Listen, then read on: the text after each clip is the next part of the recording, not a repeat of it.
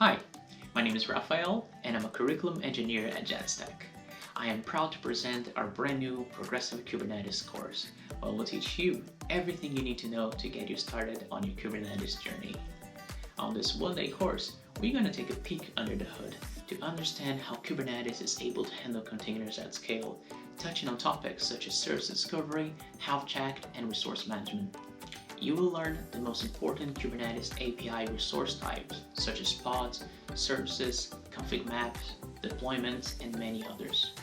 We'll also cover more advanced topics such as persistent storage, ingress, how to secure your applications with TLS certificates using Cert Manager, an open source Kubernetes native certificate management tool.